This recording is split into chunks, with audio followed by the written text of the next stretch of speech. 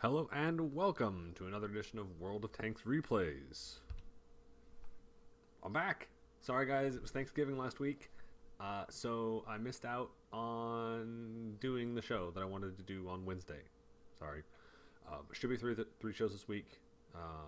Today, we're actually looking at the Tier 8 tank destroyer, the Ferdinand, the Tier 8 German tank destroyer, but we're only doing 2 games. And the reason for that is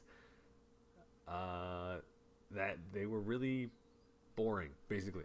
I couldn't find... I normally like to start with a normal game one, to just try to figure things out, you can kind of see average play. But the problem is that either the games either ended really fast, or they sat in a spot for a really long time and didn't move, or they died on a push. They were really boring games. So, I have 2 games. They're both really interesting. I watched through them, so I know that they're good. I'm sure you guys will enjoy them. Yeah, so I wanna just hop in, and then we can talk about the tank destroyer as we go, because I actually didn't load the games up. I don't need that in my ear, actually. All right, so I want to load the games up just to see how things go. So, Ferdinand, really good armor. A couple of massive weak spots on the cheeks. So you've got, let me put this down here. Actually, I'll take it right here. All right, so Ferdinand, you've got kind of, I don't really have the post-processing yet down, but imagine here. Okay, this thing here, this is the front of the Ferdinand, right? On either side, there's little cheeks that poke out at an angle, right? See that angle like that? I don't really have anything on my desk. Okay, so front of the Ferdinand, very flat, but a lot of armor.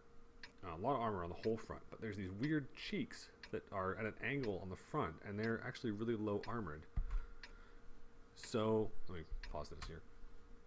So if you're shooting at a Ferdinand from the front, you can punch through those cheeks, which means that a Ferdinand on an angle, this is flat now. And flat means easy to penetrate. So if you're playing the Ferdinand, at least from an armor standpoint, you want to make sure that you get as hold down as you can, and hopefully you can protect your cheeks, because you have great armor from the front. Absolutely phenomenal. Also, the gun on the Ferdinand is fantastic. Now there's a couple of ways to get to the Ferdinand. Number one, you can either get there through the VIII Panther, and the VIII Panther has 2 trees that it branches out into. It branches out to the VIII Panther 2 and the Ferdinand, which both go back into the VIII Tiger. Or you can get to the Ferdinand from the Tiger P, which is the way a lot of people go, because a lot of people don't like doing that tank destroyer route. So actually, if you go the heavy line, you can go, it's 30, so starting at tier 5, it's 3001H, 3601H, I think that's it. I think it's 3001H, or 3601H, then Tiger P. Yeah, then Tiger P, then up the Ferdinand, like kind of like an angle, and then, I guess angle would be like that. Well, I guess that, there we go. So that way, and then Tiger P, Ferdinand, and then VIII Tiger, and then VIII Panzer E100. So that's how you get there. Like I said, the gun is phenomenal. It's a 490, lots of penetration. Reload's fairly decent, 8 to 10 seconds, depending on crew skills and everything else. So, good. It's a good tank. A lot of people like it. It definitely seems to be favored over the VIII Panther 2, and I think part of that is probably because the grind is easier. I think that you get a bigger gun earlier on. You don't have to go through a lot of other guns, and that helps out in the long run. And then you can go back to the VIII Panther 2 afterwards, and you've already got a good gun, and you can kind of grind out from there. So, Ferdinand is definitely suggested.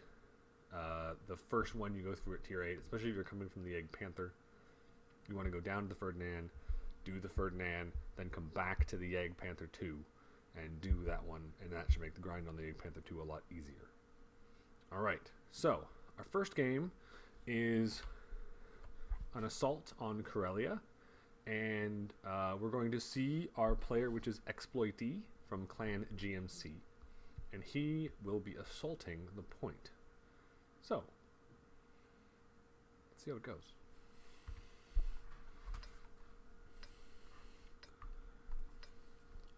Alright, so we'll speed it up just a little bit here.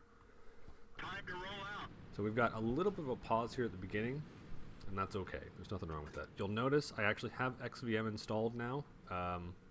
I really wanted the carousel mod for my for when I play. So in order to get that, there you have a couple options, but the best one is actually to install XVM for the carousel mod, which I did. And then because I felt like, why the hell not, I then activated the account so that I also get stats. But the stats are the important one here. It's the carousel. Anyway, back to the game. We've got a good solid push from the team here up this left side. And the right side is fairly vacant. And I really like this play. Overwhelming one side can be really, really strong, especially if you manage to do a lot of damage. Now sometimes it can backfire, especially if you don't assault as one. So you end up with a lot of slows down. Oh god, that was the wrong button. That was a 10-second reverse, which is okay. So let's go down to 1-time speed, because I'm not going to do a full replay on 2-time speed. And since we're only doing 2, it's going to be a shorter video. All right, so we've got a Centurion 1, Tier 8 British medium tank, and a KV-85 Tier 6. Well, it was a Tier 6 Russian heavy. But he's only got, I think it's 630 hit points? I can't remember. I wasn't looking too closely, and then he disappeared. Thanks to 2 shells, one from I'm not sure, and then the finisher on the Ferdinand at 483, I think it was. So he's down. The Centurion has fallen back. That Störer Emil, the former PZ SFL 5, has been renamed Stubborn Emil. The Störer Emil is in the open and easily shot, especially with the lack of armor that Tier 7 tank destroyer has. So he goes down fairly easily to a combination of tanks. So the tank they can spot right now on this flank is the Centurion 1. So what they need to do is push him out. There's an SU-152. That's a very dangerous tank, but you can see from where it shows up on the screen there that it's not looking this way. It's actually looking across towards that Panther 2. So our Ferdinand player here is going to take a shot at the Centurion 1. Good hit. A little bit of a low roll, but that's alright.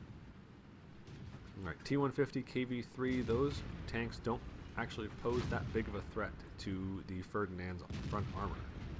So he's going to go here. Oh, gets hit in the side by that Tiger 2 that manages to get the gun aligned and take out that Centurion 1. I don't know what that Tiger 2 was thinking exactly, but really shouldn't have been following that close to our Ferdinand. Alright, so he's going to push up here. He's about middle of the pack, but you'll notice that there's a couple of mediums up the flank. There's a T-32 way over here. Who's this? 11,000 battled player with a 42% win rate. So we've got the T-32 over here and this VK. These guys are not helping at all. They're not doing anything. Meanwhile, this 3601H and his couple of friends have been doing okay over there. So, what is our Ferdinand going to do? He's got 2 kills. He's looking for more damage. There's a KV-3 over here. There's also the SU-152 and a T-150. And their team are crushing. 8-1 right now. That's pretty good. Down goes the T-150. So our Ferdinand is going to go in. Is this Cheever going to let him in? No. How about now? Nope. Is Cheever going to let him in? Nope. Nope. Nope. There it is. Oh, and he puts the shot low into the tracks. Oh no. All that work for such a low shot. SU-152 is down. KV-3 takes a hit. Let's see if we can finish him off. And there's the finish. Even KV-3 armor banked isn't nearly enough to prevent our Ferdinand from punching right through the front. So, now he's going to move through here. There's only 4 tanks left. They're all heavies. Meanwhile, there are 1 heavy, 1 medium, and 1 tank destroyer still up on the hill. Let's see if they can manage to kill that T-32. And right through the gun mantlet. Just not enough armor there on that VK4502A to prevent the Ferdinand cannon from punching right through the front. Down to 3 tanks. Got the Carnarvon. Gonna take a shot here. 446. Kind of a low roll. But that's alright. Now he's got the T-29 and that Carnarvon. This is what I'm talking about. Stick your front armor in front of the T-29. You don't want to angle too much. That was a lucky bounce. And that T-29. Well, unless the T-29 doesn't have the top gun, which is possible. Gonna take another shot here. Good hit. Lots of damage. I think that was a 535. Of course, there's the T-29 not managing to get through the front of the Ferdinand. Finish off the T-29. 3 shots for a kill. That's the amount of damage that you could do in a Ferdinand. Alright, and we've got a Carnarvon. He's almost reloaded. 492. Pretty average roll. Let's see if we can get the finish off for that 382 damage. Oh, looks like the camera has released. And the shot. Bang! 382. So, nice quick game. Not too bad. Yeah, really solid play. They got unfortunately it went really well for our friendly team, but our Ferdinand driver was able to really make use of the fact that we were pushing and pushing and pushing, and he wasn't afraid to get in and dirty. Now, this next game we're going to see is more of what you're going to see. A lot of games don't go like that. It was good to see him really use the tank. What do we end up with? About 5,000 damage, which is excellent. Really put his shells in. Played aggressive. It's what I really like to see out of players, even in tank destroyers. Which, in this case, because the Ferdinand has such good frontal armor, you can do that. Alright, so next game here. And the final game. This would be our normal game. That was our normal game 2. Remember, we're skipping game 1 because they all suck. Game 3 now, since we are so 2 and then 3. Game 3. This is our game of the day, or because I can't really do game of the week because I'm not doing the weekly anymore. I'm gonna have to find a better name. Game of the hour, maybe. Except the show isn't an hour. The show is kind of all over the place. Is it gonna start for me? Maybe. Anyway. The next game we're going to see is a Tier 9 battle on... I don't remember. I remember it's Tier 9 though. That much is... 1 second. Technical difficulties. It's not loading my game, and that's a problem. Alright, World of Tanks. End your task. Start my game. There we go. Okay, we're in business. Awesome. So, game number 3, like I said, it's a Tier 9 battle.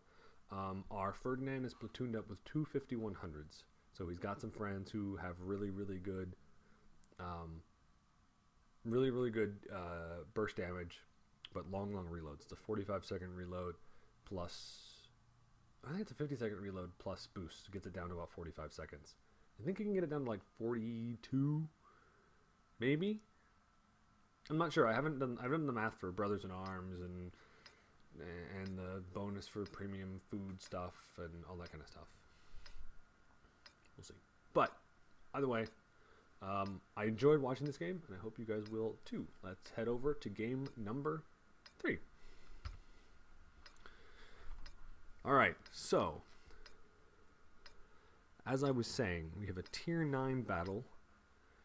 And we've got a platooned group of Tier 8s, a Ferdinand and 2 5100s.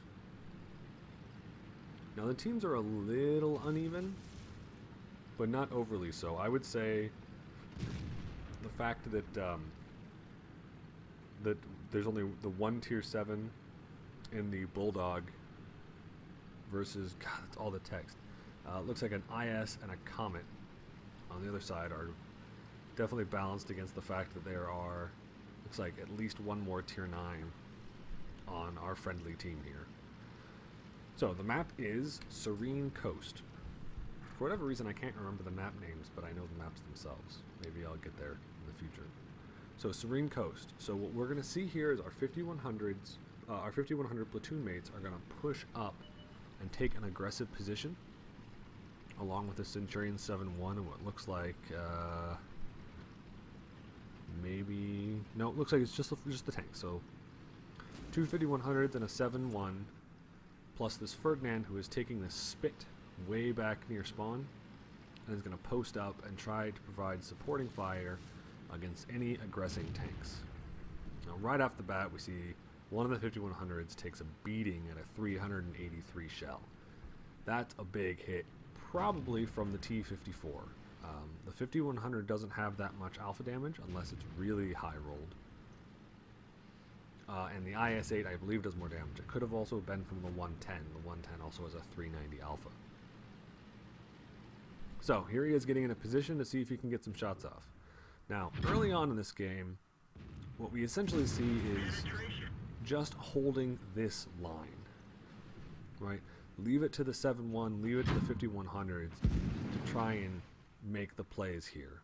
What he's going to do is he's just going to wait for his shot, and then take what he can. Now, this is an excellent support position. This is what you want to see.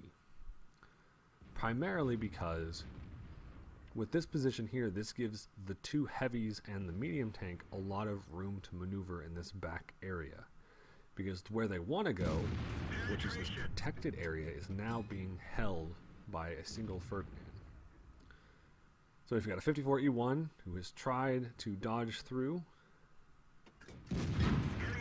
instead takes a big hit, 408. Meanwhile, the Centurion 7-1 is just getting hammered. But thinking he might hold his own against the 5100 and that T-54, our Ferdinand is going to try and take a shell. No, misses. That's alright. That would have been a really nice kill if he could have gotten it on the 54E1. That T-54E1 has a very dangerous burst cannon. You can do lots and lots of damage. Alright, so we took a hit from the 110. That looked like it ended up going through the side armor, which is incredibly weak in this tank. As with a lot of these fixed TDs. Oh, shot behind the IS-8. I did not like that shot the first time I saw it, and I didn't like it the second time. Really should have just held his fire there.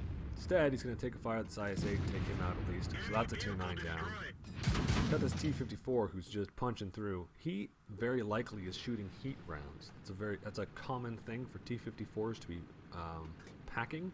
The reason for that is that as a tier 9 tank, the gun that it carries just does not have enough penetration for its tier, really. You could make it work, and I've seen a large number of players do that. But having some gold rounds or having some heat in that T-54 takes it from being a good tank and turns it into a great tank. And you've heard me talk before about how much I love the T-54. I want one very, very badly. Alright, so the large push by the enemy team has actually pushed back those heavies. Both the 5100s are now back at spawn, and the Centurion 7-1 is dead. Instead, what we've got is this Ferdinand, who is holding the point, and he manages to take down that pesky T-54E1. Now he's got a T-54, he's going to take a shot, kills him on the bridge. That's two very dangerous tanks that have been killed. But he's down to half health, so he's got to be careful. You know, there's still dangerous tanks out there, and you got to make sure, you know, you can't, because the damage is so high. Let me find my sentence. Because the damage is so high on tier 8 and 9 tanks, you really have to be careful when you've only got 1200 hit points. Because you're only gonna be able to take at about 4 shells. You know, I mean, let's think about it. What are the tier 8 would be? Let's look at the AMX 5100. Right, the AMX 5100 has a 6 shell autoloader, and each shell does on average 300 damage, which means that if you see a Ferdinand, you can kill it on average in 4 shots. And it's actually more than that, because if you get a high roll on any one shot, then you can afford a low roll on another. So it's not just on average. I think a majority of the time you'll be able to kill a Ferdinand with 4 shells. So, 4502B, very dangerous tank, but showing its side armor, let's finish him off first. That 110 isn't nearly as big of a problem as that tier 9 4502B was. So we're sitting at 4 kills, 3,700 damage, and he owns this flank. This is his flank. His friends have done some good, but just not enough. Now that was just a finishing shell. Looks like he took a hit to knock him down to 291 hit points, which what I was taught, that was about 310. That was a really, really low damage shot. Now, I'm assuming it came from the 110, which would have been a very, very low roll, considering the gun on the 110 has an average damage of 390. So what's he going to spot here? Is he going to see the Jag Tiger? He is not. So he's going to push up to try and get a little bit better vantage point, and it looks like the T-54 has this Jag Tiger pinned. Alright, so that 396, if I'm right, and I'll double check that in just a second, but if I'm right that that's a 490 damage shot, that 396 was about the lowest you could possibly roll with the RNG. That was, I think, right at minus 25%, which is really unfortunate. A high roll would have killed him outright, but instead he got a really low roll and lost 94 damage. So, 6 kills, 464 damage, and the rest of this battle is basically just cleanup. So I'll just speed this forward here.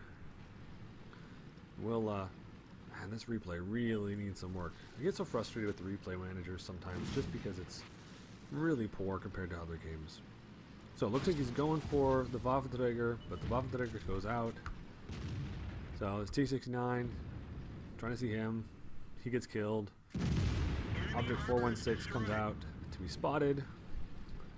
So it's just the E50 left, and the E50 vanishes. And that's the game. So, there you go. So 2 games that I think really showcase the strengths of the Ferdinand. Sorry, I got something in my eye. Oh, right, I was going to check out the stats. Let me pull up the wiki here. And let me see. Ferdinand. Because I can't remember. I'm pretty sure it's 490, but let me double check. Yeah, so 246, 490. So lots of damage. And that was...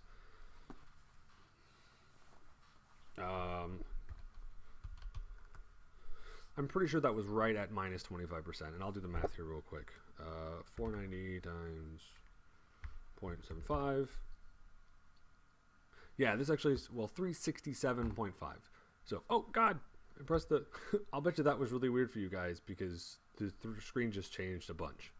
Because I used the numpad, and I forget that the numpad is also my scene change.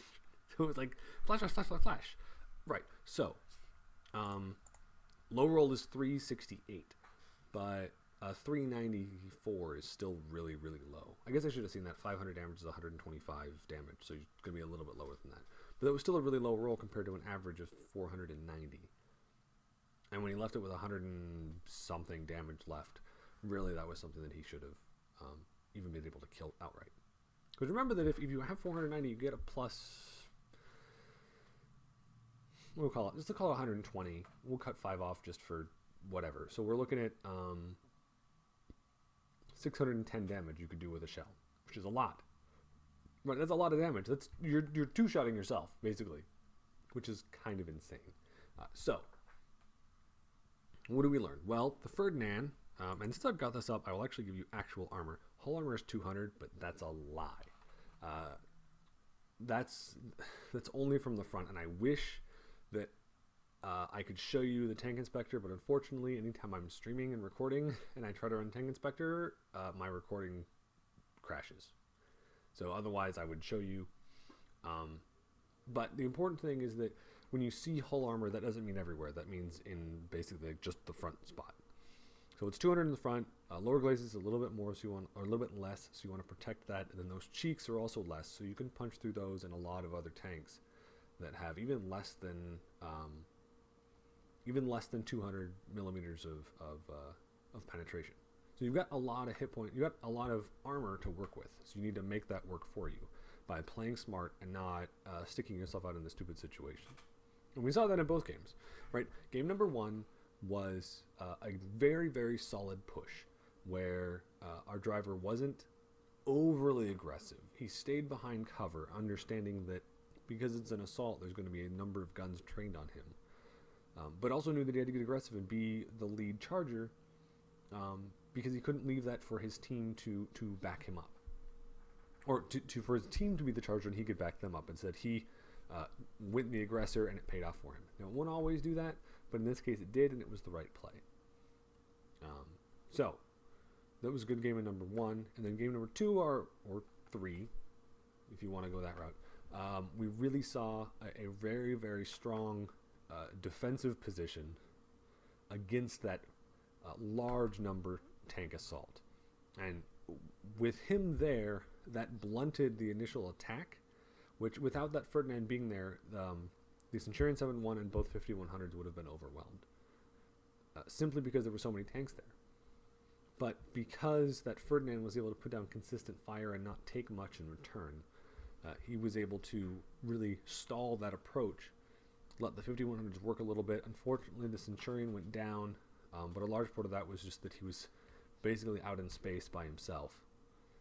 That and our Ferdinand missed on that IS-8, which might have made him survive, let him survive, but I doubt it. Simply because he was just at too low of life, and there were too many tanks over there for him to deal with.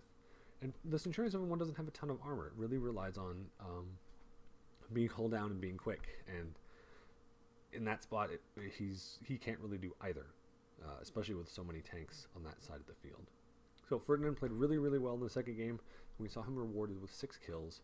And I didn't check the damage at the end, but I think it was somewhere over 5,000, approaching 6,000 damage. So 2 really, really good games. Unfortunately, I'm finding that tank destroyers, and a lot of the games I'm looking at, a lot of the really good tank destroyer matches play out a lot like we saw, right? They either take an aggressive position and they do really, really, really well, and the team crushes. Or they take a defensive position and basically an assault breaches on the tank destroyer itself, which can be kind of interesting, but at the same point too, it's not great to watch. So I don't know if I'm going to do any more tank destroyers, not for a while yet. I'll probably wait a couple weeks. I'm not sure what the schedule is like. I know what the next 2 days are, but after that I'm not really sure. So next 2 days, Wednesday and Thursday. Wednesday, I'm going to be releasing video. I'll do one tomorrow on the AMX-12T, the French Tier 6 light tank. Should be good. I didn't really enjoy the tank as much when I played it, but one, I'm not a great light tank driver. I'm kind of crap. And I felt that the acceleration on the tank really was lacking. But I'm sure there are a lot of people out there who are far better at it than me. I'm a slightly above average player. So there's going to be some really good replays. I'll track some down and I think I've already got a few. It'll be really good. So that's tomorrow. And then Thursday, God, my eye. Thursday is the Type 59, which everybody wants and nobody can have. It's had nerfs over the course of its short life. It's a very highly desirable reward tank, frankly, specifically because it's a very, very strong Tier 8. One of the strongest, I would argue. Simply because it has good rate of fire. The 175 250, I think it is. Gun on it is phenomenal. Armor is decent. Speed is quick. Turret traverse and tank traverse are both fairly good. So it's a very, very strong tank in the right hands. And we're going to see a lot of that. Again, I'm going to do the standard format for both of these matches since they're not tank destroyers. We're going to do a normal game. It'll probably be a class a class 1 or class 2 level badge. And then we're going to see definitely 2 ace tankers. I'm hoping to find a couple of exciting ones. Top guns are pretty common, so I'd like to see maybe Radley Walters. We saw that Fadens, which was interesting. Some of these more rare medals I like to find, just because they make for more interesting games, right? Actually, speaking of that, I just got I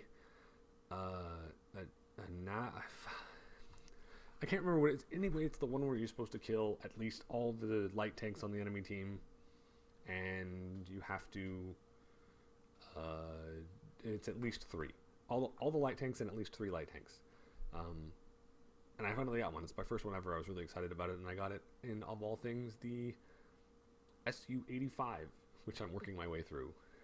The Tier 5 Russian tank destroyer. So that was interesting. So, like I said, 12T, Type 59.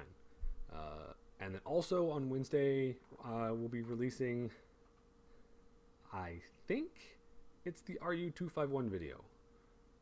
The one I made a few weeks back when I was still doing a weekly series. So that'll come out, and then that will be the last weekly one that I've done. And after that, it's been daily-ish. I know I did a whole one last week because I didn't get one on Wednesday. Again, sorry. But I've got this one today. And then it'll be Wednesday, Thursday. So yeah, I'm excited. It's good stuff. As always, if you like the video, please give it a like. I really appreciate it. I can't always tell if people are watching and if people are enjoying it, especially when the comment sections are basically blank. I know I'm new. I know I'm trying to get a lot of new stuff in. So tell me what you think I should do, what you think I should not do. I can't promise I'll follow all your comments, but I'll take them into consideration at least. And then if you have any tanks that you want me to go over, please let me know. I really want to know, because if you're excited about one or not, that'll change. Again, I'm not doing anything under Tier 5 because, frankly, under Tier 5 is kind of boring, and you don't really have a lot of opportunity. You either dominate or you die. There's not a lot of variation. And the tanks themselves aren't very interesting. There's not a lot of strategy involved at tier, 1, 2, 3, 4. So, until next time, happy tanking, guys.